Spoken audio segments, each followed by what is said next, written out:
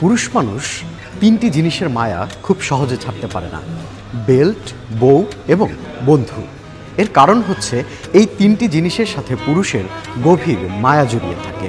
আজকে আমরা কথা বলবো এই তিনটি বিষয়ের মধ্যে একটি বিষয় নিয়ে, আর সেটি হচ্ছে বেল্ট নিয়ে।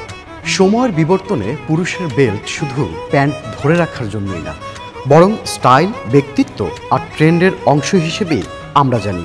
ক্লাসিক, স্পোর্টস বা ড্রেস বেল্ট এখন পোশাককে সম্পূর্ণ করার এক অপরিহার্য বিষয়। আকারে ছোট হলেও একটি বেল্ট পুরো আপনার লুককে একদম বদলে দিতে পারে।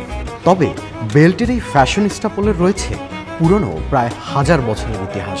চলুন আমরা জেনে নিই বেল্টের শুরুটা ঠিক কিভাবে হয়েছিল এবং কোন জায়গা থেকে বা কারা শুরু করেছিলেন এই বেল্টের যাত্রা। বেল্ট ব্যবহারের মূলত শুরুটা হয়েছিল ব্রোঞ্জ যুগ মানে মধ্যযুগ থেকে। তখনকার সময় সেনারা অস্ত্র এবং সরঞ্জাম বহনের জন্য বেল্ট ব্যবহার করত। গ্রিক ও রোমান সেনারা চামড়ার বেল্ট ব্যবহার করত মূলত অস্ত্র সরঞ্জামের নমনীয়তা ও সুরক্ষার কারণ হিসাবে। শেকড় থেকে শিখরে শুধু সামরিক ক্ষেত্রেই নয়, বেল্ট ছিল একটি অর্জনের প্রতীকও।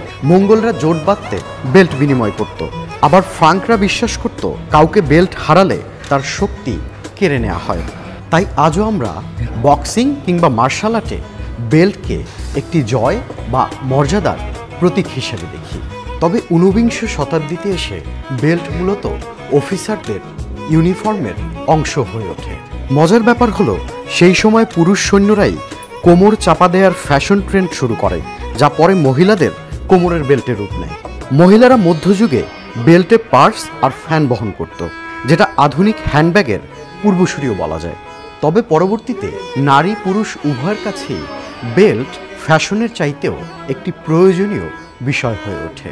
ঠিক এভাবেই সময়ের সাথে সাথে বেল্টের বিবর্তন আমরা দেখতে পাই।